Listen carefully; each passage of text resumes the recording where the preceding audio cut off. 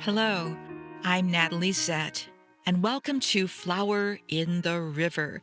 This podcast, inspired by my book of the same name, explores the 1915 Eastland disaster in Chicago and its enduring impact, particularly on my family's history. We'll explore the intertwining narratives of others impacted by this tragedy as well. And we'll dive into writing and genealogy and uncover the surprising supernatural elements that surface in family history research. Come along with me on this journey of discovery. Hello, and welcome to episode 55 of Flower in the River podcast. I have to say, out of the gate, that I am thrilled by your overwhelming response to the last couple of episodes on the Jewish legacy of the Eastland disaster. Your feedback has been a delightful surprise, and I'm so grateful for your support. I would do this regardless because I think it is so important to build that world of 1915. In this case, it's rather like even if it's a small number of people, that community was still part of Chicago during that time. They were contributing, they loved, they lost, and they have descendants. And it is important for me to honor all communities. And because faith was so much a part of all of these people's lives, whether you came from Lithuania, Poland, Germany, Hungary, wherever people came from to Chicago at that point, those early immigrants, their faith lives, their churches, their synagogues, they were very integral to who they were. And we're going to be exploring that again in this episode. So thanks again for listening, for being willing to, put yourself in other people's shoes and to walk in them for a while and feel what they felt. And without further ado, let's get going with this episode. Today, I will tell you about how taking a webinar that I didn't want to take in the first place led me into yet another eyewitness account to the Eastland disaster. I title this section, The Power of PERSI. Yes, that's a word, PERSI. So let me give you the backstory here. As a member of the Association of Professional Genealogists, you're expected, and rightfully so, to take continuing education classes throughout the year. And since I love continuing education, anything that has to do with genealogy, it's not a burden to do this at all. I could be in webinars all day, but I have other things to do. However, there is this one exception. When it came to PERSI, I was more than a bit resistant. Now, if you're not familiar with what I'm talking about here, PERSI, it's P like Paul, E like Edward, R-S-I, and it's not a person, but a thing. It stands for the Periodical Source Index, and it's a valuable tool because it lets you search for articles, stories, and all kinds of valuable information that might be tucked away inside of periodicals that might be difficult to locate if you're using the usual Google types of searches. My previous attempts at using PERSI were a bit of a struggle, to say the least. The amount of information, the navigation, and the complexity of the search process honestly left me feeling pretty overwhelmed when I attempted to work with it a few years ago. What's different about PERSI is that you're not given links, say to PDFs or JPEGs or other websites even. You're given the title of an article and other details about it, and in which publication it appeared, and the name of the place where it was originally published. If you're lucky, that place is still in existence. And if you're not so lucky, then you have to do some more research. So, when I saw that through the Association of Professional Genealogists, that the Allen County Public Library was hosting a webinar on how to use PERSI, I almost didn't sign up. But I was also determined to move past that resistance this time and give it one more try. Now, here's another organization that I want to introduce you to if you don't know about them. The Allen County Public Library in Fort Wayne, Indiana, is a premier destination for genealogists. It's not as well known as, for example, the Family History Library in Salt Lake City, Utah, but its genealogy center is one of the largest public genealogy collections in the United States, offering extensive resources such as microfilm records, directories, obituaries, and databases. And for those of us focusing on research in the Midwest of the United States, Allen County is a terrific resource. I will, of course, put a link to their website in the show notes. So I went to this webinar and wow, the presenter was so good and she broke everything down and made it so understandable and so accessible that as soon as the webinar ended, I immediately got onto the Allen County Public Library site to the PERSI location and began experimenting using the tips and tricks that I learned. And right out the gate, I made an incredible discovery. I found yet another eyewitness account of the Eastland disaster. Actually, it's eyewitness accounts within eyewitness accounts because the writer reported on accounts that were shared with him as well. So it was another sort of nesting doll experience. And maybe I shouldn't be surprised by this, but to me, this was a very unlikely place to find an article about the Eastland disaster. The article was actually housed in the Concordia Historical Institute in St. Louis, Missouri. If you listen to this podcast, I know you've heard the word Concordia before. Yes, indeed. And specifically, the article was located in the July 1965 edition of the Concordia Historical Institute quarterly publication. I really didn't intend to take us back to the Lutheran legacy of the Eastland disaster so soon. This article was too wonderful to pass up, so I had to share it. And I also want to take this opportunity to thank Mark J. Blees, who is the reference and research supervisor at the Concordia Historical Institute, and also thank the staff there for the breakneck turnaround speed at which they got me a copy of this article. They were wonderful. That is the nice thing about reaching out to organizations such as CHI, such as the University of Illinois Library, such as the Chicago Public Library. I really think librarians and reference folks are some of the coolest, most helpful, most generous people ever, but that's just me. Anyway, let's continue. I'm going to give you some backstory about this article and what it references, okay? So, the title of the article is The Eastland Disaster, and the author is Reverend Gotthold G. Elbert. And this author focuses on the impact of the Eastland disaster on Grace Lutheran Church in Chicago, which lost 25 members in the tragedy. And I'll get into that, and we'll get into Reverend Elbert's article.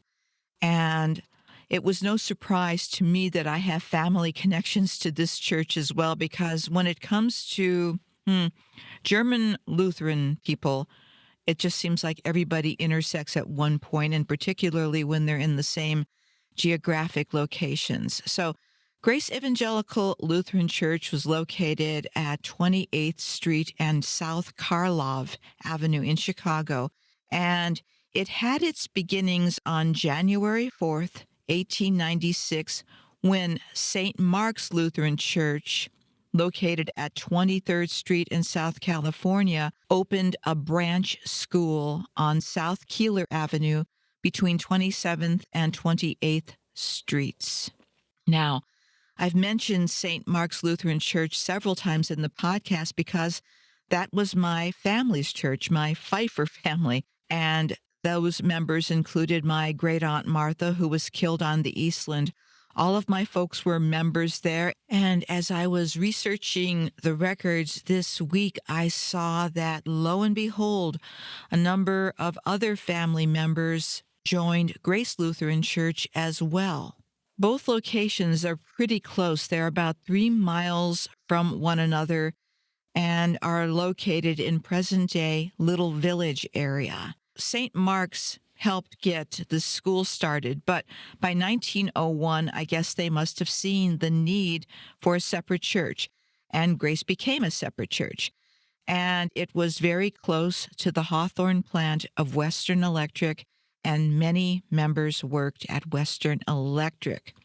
I'm going to read the article by Reverend Gotthold Elbert, and I want you to remember this. Since he was a Lutheran pastor, born to German immigrants, born in 1893, and he died actually in 1980, that he's going to refer to Scripture. Okay, that was part of his life. And also he's going to share with you a particular worldview that you may or may not be acquainted with in terms of the religious thought of that time. It may be surprising to you, so that's another thing to keep in mind, that you might hear this and say, oh my God, I wouldn't think that. Of course you wouldn't. Let me tell you this, 100 years from now, when people are studying us, they're going to say, oh my God, these people, I can't believe they thought so-and-so and such, fill in the blank. So that's always the case. But remember, at that time, these thoughts that we might find kind of strange gave these people comfort, hope, and reassurance at a very, very tragic point in their lives.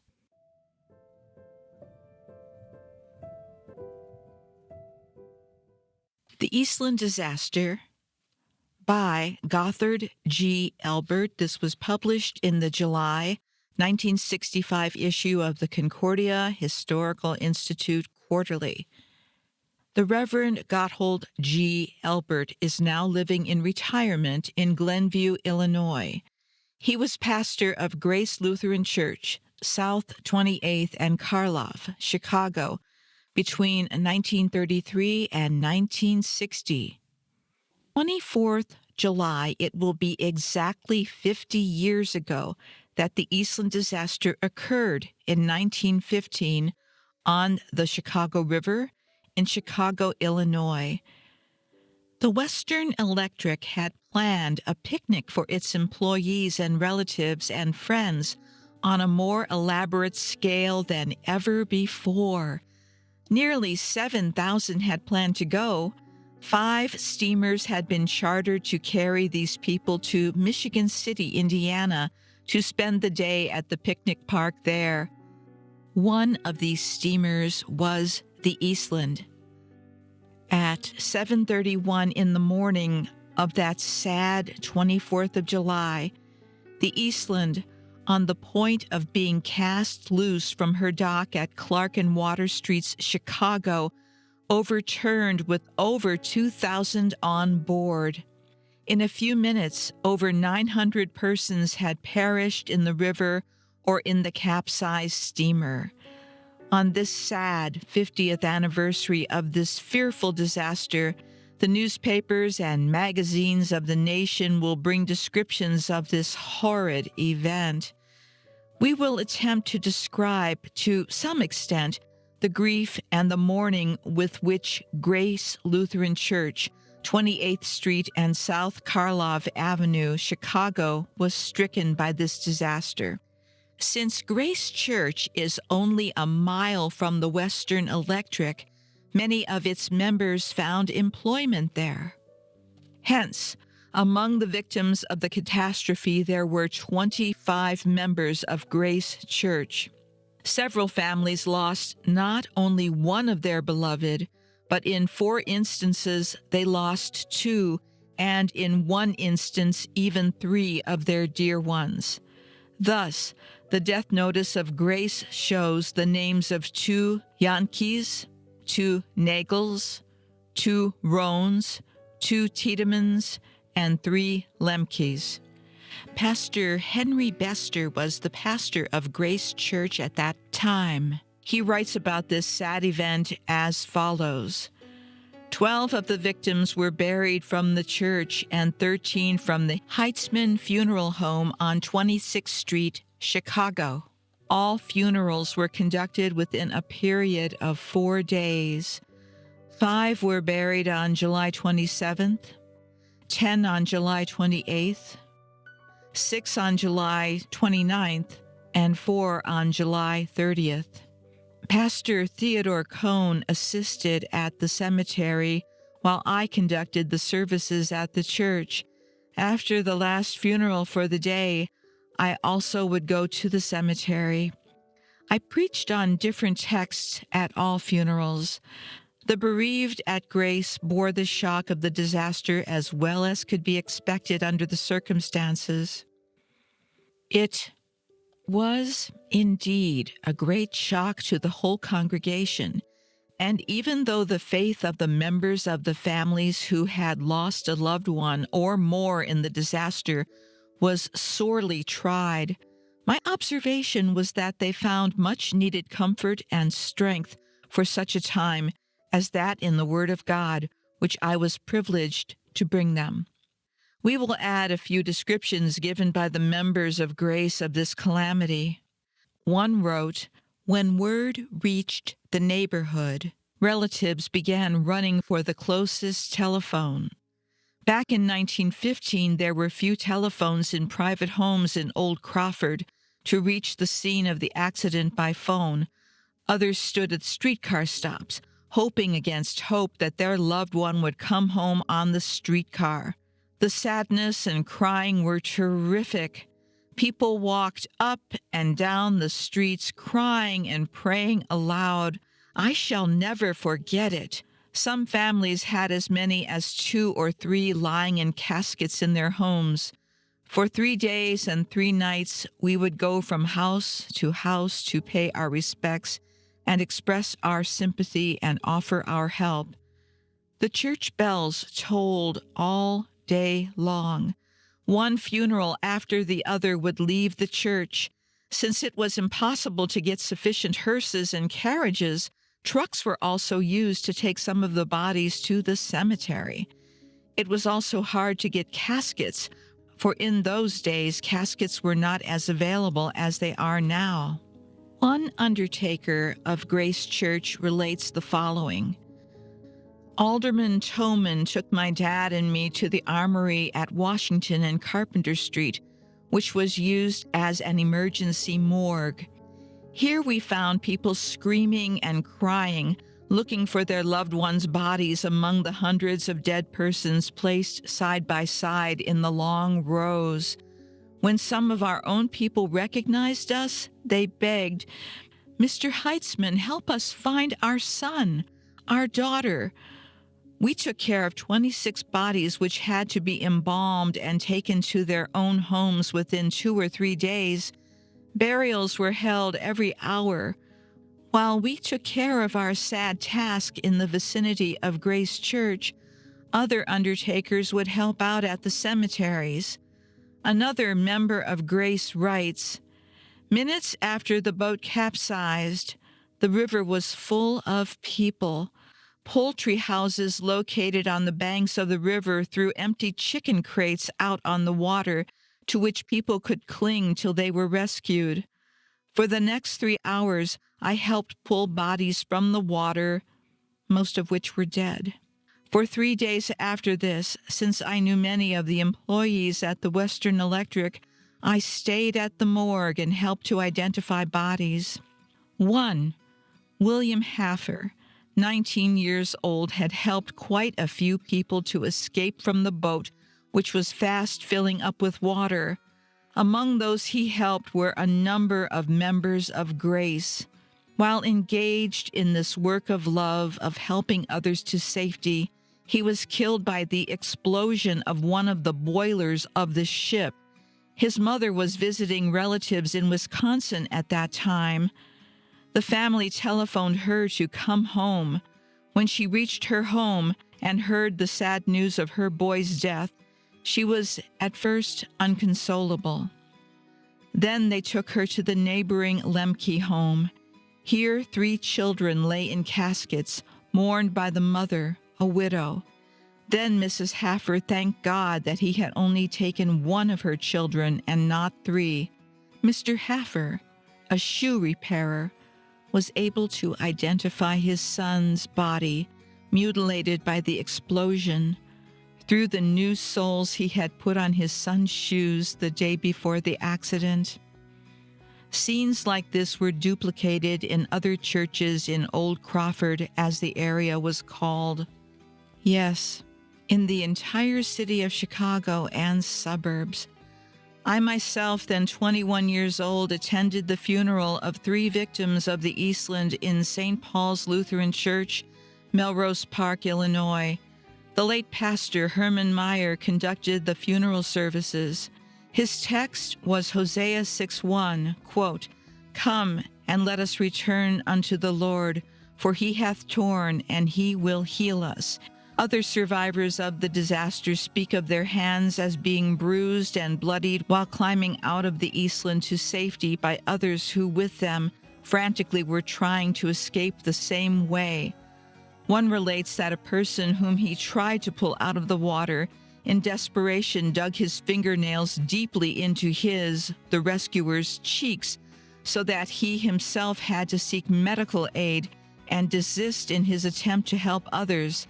And then there were for many the long years of hard work caused by the death of the breadwinner in order to raise the now fatherless children, and this in addition to the loneliness of a long widowhood.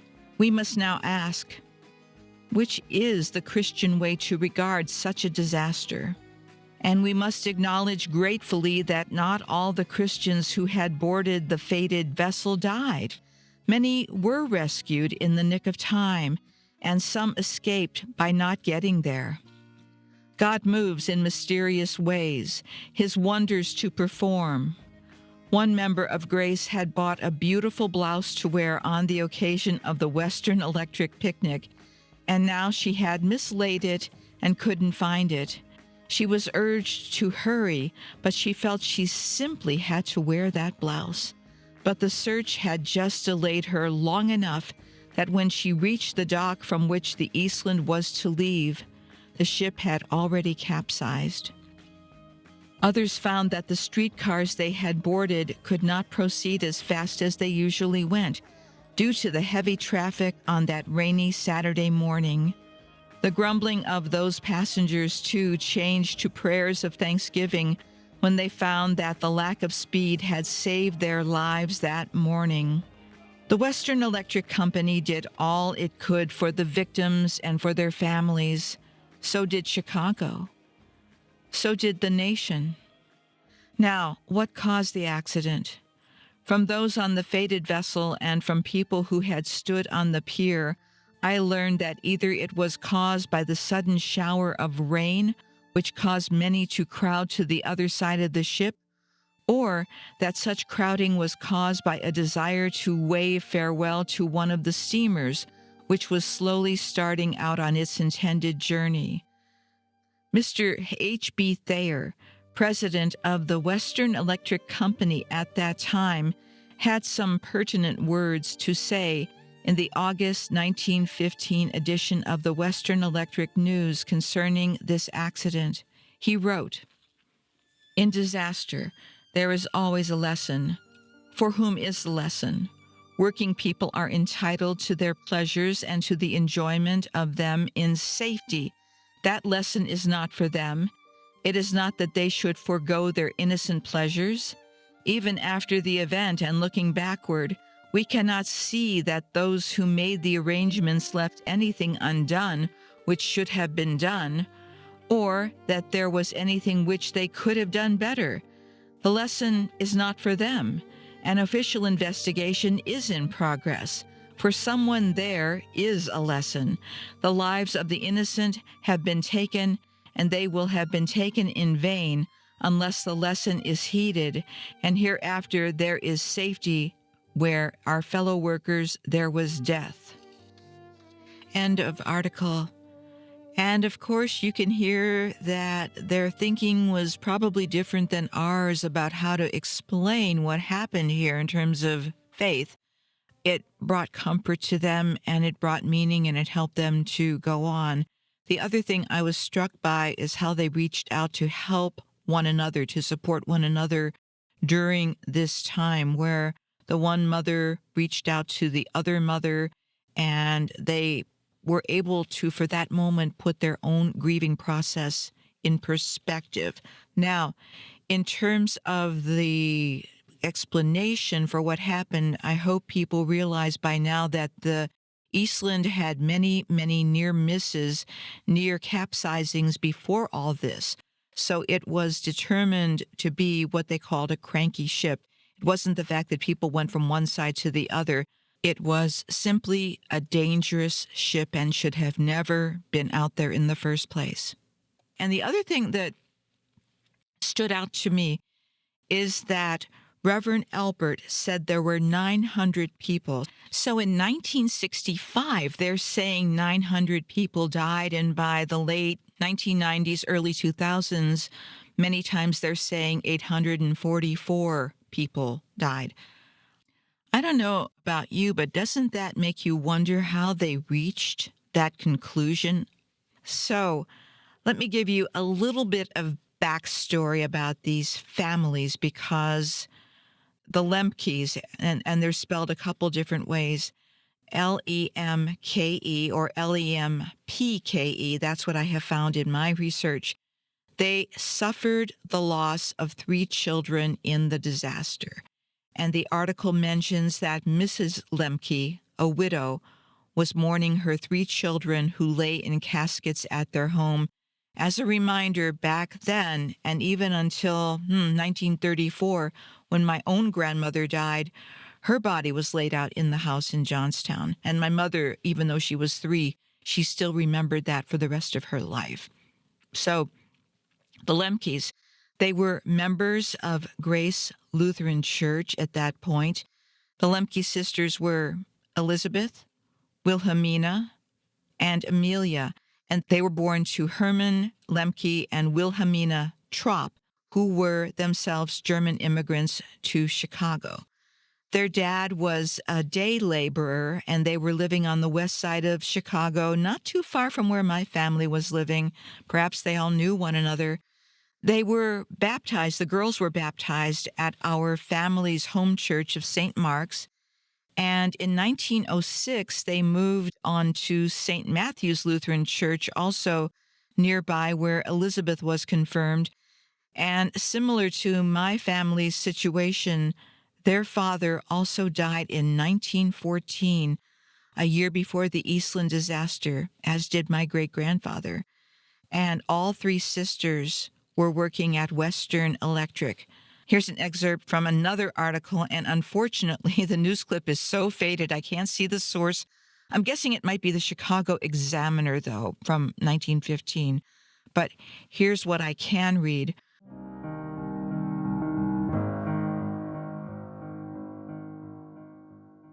One of the most pitiful cases was that of Mrs. Wilhelmina Lemke, South Kedvale Avenue. Mrs. Lemke is 60 years old, and she had depended for support on her 3 daughters, Elizabeth, 23 years old, Minnie, 21, and Emily, 18, all employed in the offices of the Western Electric Company. They had laughed down her fears of the danger of the lake trip. The humble little parlor yesterday contained 3 white coffins, and the aged mother was left to finish her days alone. John W. Tropp, her brother, of 2311 North Ayers Avenue, made possible the proper burial of his nieces by borrowing $500. The girls' bodies will occupy a single grave.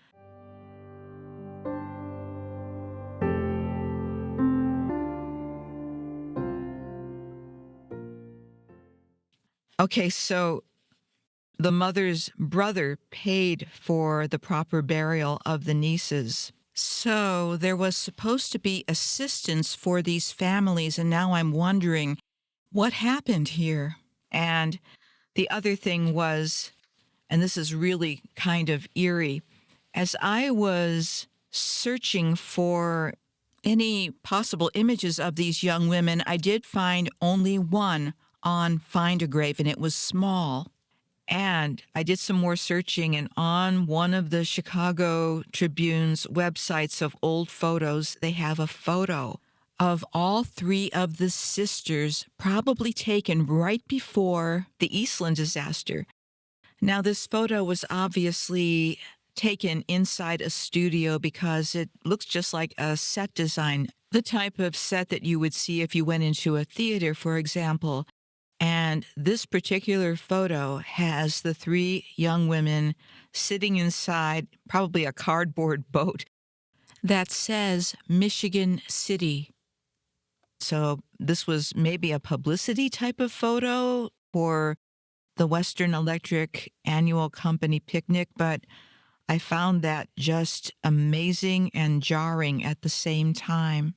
This photo appears to be in the public domain, but I will do a double check just to make sure, and if so, I will put it on my website so you can see it as well.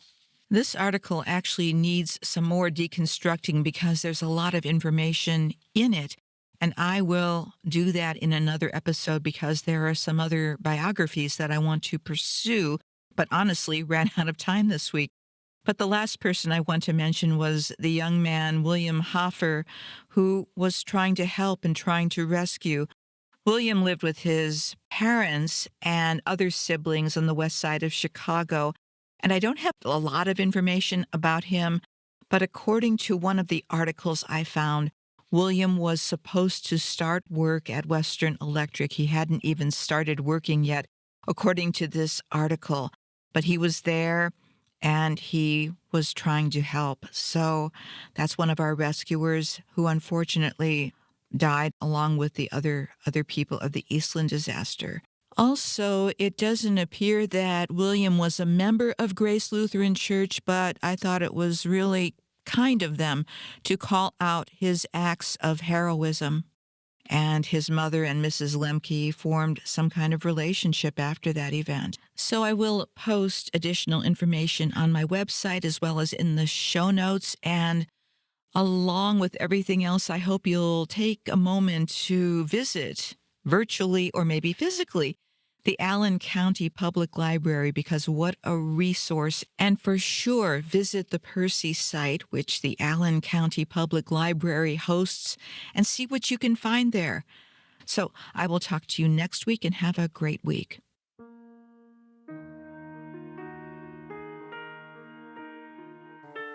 Hey, that's it for this episode, and thanks for coming along for the ride. Please subscribe or follow so you can keep up with all the episodes. And for more information, please go to my website. That's www.flowerintheriver.com. I hope you'll consider buying my book, available as audiobook, ebook, paperback, and hardcover, because I still owe people money. And that's my running joke. But the one thing I'm serious about is that this podcast and my book are dedicated to the memory of all who experienced the Eastland disaster of 1915. Goodbye for now.